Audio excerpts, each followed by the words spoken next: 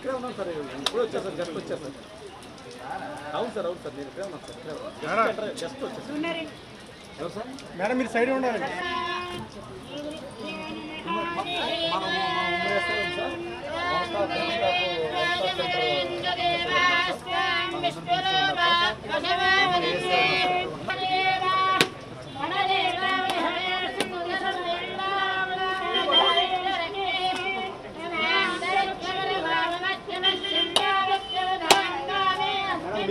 Madam ఎవరు అందిస్తారు? మీరు అందిస్తారా? మనోళ్ళు ఉంటారు.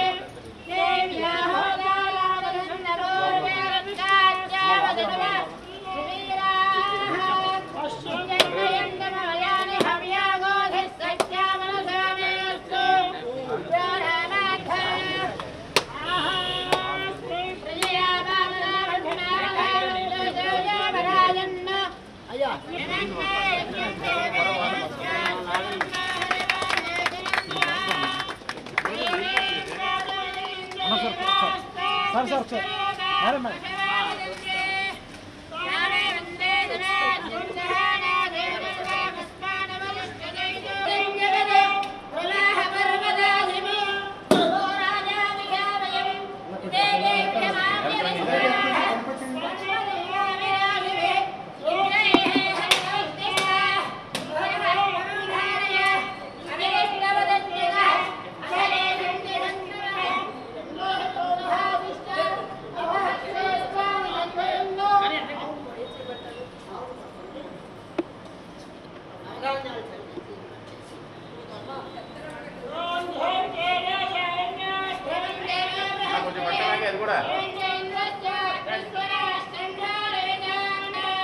అది కూడా పక్క లైన్ దీపం.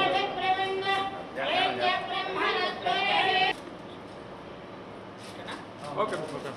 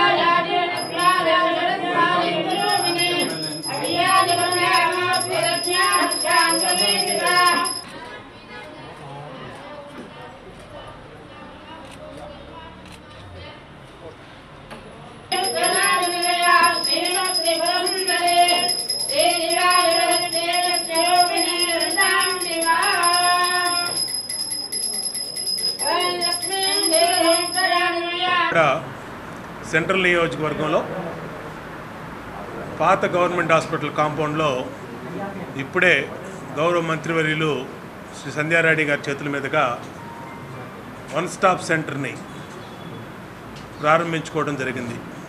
దీని ముఖ్య ఉద్దేశం గౌరవ ముఖ్యమంత్రి చంద్రబాబు నాయుడు గారి ఆదేశాల మేరకు మహిళల భద్రత, ఆడపిల్లల మీద వేధింపులు కానీ, పోక్సో చట్టాలు కానీ, లేదంటే వేధింపులు కానీ, మైనర్ బాలికల మీద వేధింపులు కానీ, అలాగే పెళ్ళైనటువంటి ఆడవాళ్ళ మీద వేధింపులు కానీ ఏది జరిగినా ప్రభుత్వం నుంచి వెంటనే చర్యలు ఉండాలి, వాళ్ళకి పూర్తి సంరక్షణ ఉండాలి. దానికి ఫస్ట్ ప్రభుత్వం అత్యధిక ప్రయారిటీని ఇస్తూ ఉంది. దాంట్లో భాగంగానే రాష్ట్రంలో అన్ని జిల్లా హెడ్ క్వార్టర్స్లోనూ వన్ స్టాప్ సెంటర్ని ప్రారంభించడం జరిగింది.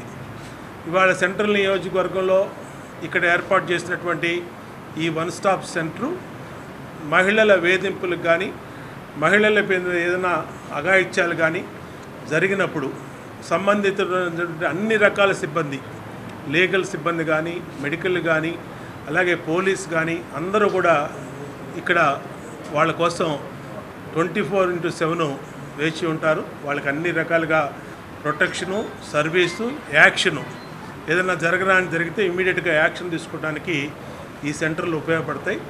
అటు పోలీసుల పరంగా కఠినమైన చట్టాలని, మహిళల మీద దాడులు కానీ, మహిళల మీద వేధింపులు కానీ వాటిని కూడా ఏర్పాటు చేశాం. ఇవాళ ఈ వన్ స్టాప్ సెంటర్ ఏదైతే గత ప్రభుత్వం నిర్లక్ష్యం చేసినటువంటి అనేక సెంట్రల్ గవర్నమెంట్ ప్రాజెక్టుల్ని ఇవాళ ఈ గవర్నమెంట్ వచ్చినాక మరి గౌరవ మంత్రులు రివ్యూలు చేసి ఏదైతే సెంట్రల్ గవర్నమెంట్ ప్రాజెక్టులో మనకి ఎయిడ్ వస్తుందో ఆ ఎయిడ్ అన్నింటిని కూడా తీసుకొని అన్ని చోట్ల కూడా దాని సద్వినియోగం చేయడం జరుగుతూ ఉంది. దాంట్లో భాగంగానే ICDS నుంచి ఈ ప్రాజెక్టు నిర్మించారు. ఇప్పుడే గౌరవ సెక్రటరీ గారు అలాగే డైరెక్టర్ గారు అందరూ కూడా దీన్ని ప్రారంభించుకోవడం జరిగింది. ఈ సెంట్రల్ నియోజకవర్గంలో గత ప్రభుత్వ హయాంలో చాలా సంఘటనలు జరిగినాయి. ఇదే గవర్నమెంట్ హాస్పిటల్లో ఒక మైనరు మానసిక స్థితి సరిగ్గా లేనటువంటి బాలిక మీద మా నియోజకవర్గంలో అఘాయిత్యం జరిగితే ఆ రోజు గౌరవ ముఖ్యమంత్రి ప్రతిపక్ష హోదాలో చంద్రబాబు నాయుడు గారు ఇక్కడికి వచ్చి ఆ అమ్మాయికి రక్షణగా ఉండి 10 లక్షల రూపాయల ఆర్థిక సహాయం చేశాం. అధికారంలో లేకపోయినా మహిళల భద్రత తెలుగుదేశం పార్టీకి అత్యధిక ప్రాధాన్యతమైనటువంటి అంశం. ఇప్పుడు అధికారంలోకి వచ్చినాక, ముఖ్యమంత్రి అయినాక ఎక్కడైనా సరే అలాంటి సంఘటనలు జరిగితే ఉక్కు పాదం మోపుతా ఉన్నాం. అలాగే జరిగినటువంటి తర్వాత వాళ్ళకి రక్షణ, కౌన్సిలింగు అన్ని రకాలుగా వాళ్ళకి మెడికల్గా కానీ, పోలీసింగ్ కానీ, చట్టపరమైన అన్ని రకాల చర్యలు కూడా తీసుకుంటా ఉన్నాం. మా నియోజకవర్గంలో ఈ సెంటర్ని ప్రారంభించిన గౌరవ మంత్రివర్యులు సంధ్యారాణి గారికి అలాగే అధికారులకి హృదయపూర్వక కృతజ్ఞతలు తెలియజేస్తాం.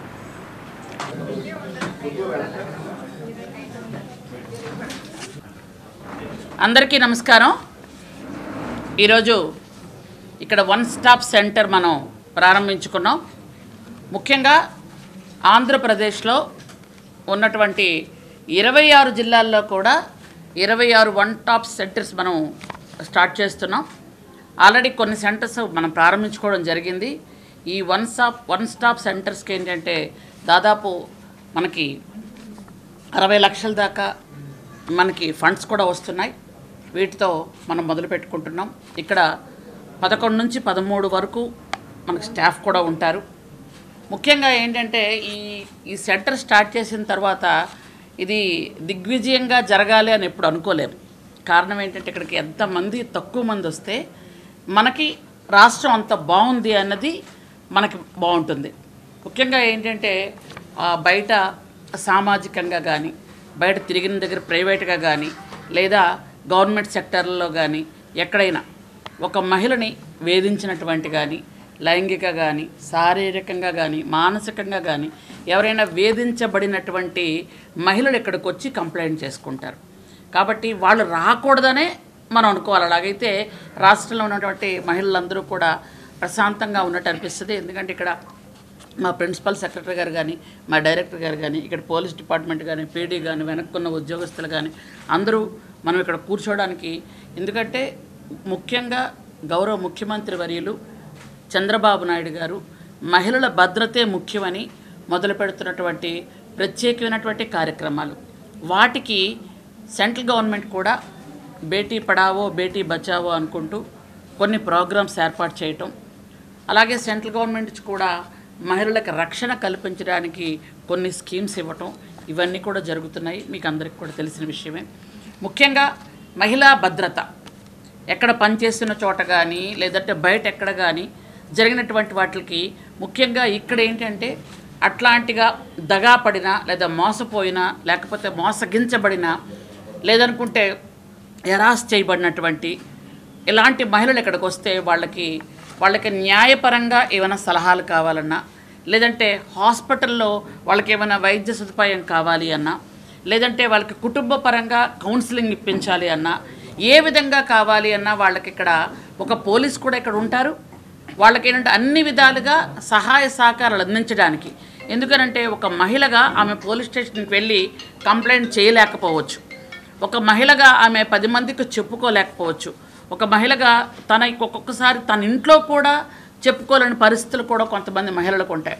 అట్లాంటప్పుడు ఇక్కడ అందరూ కూడా మహిళలు ఉండి వాళ్ళలో ఖచ్చితంగా వాళ్ళ బాధ వినేది మహిళలే అయి ఉంటారు.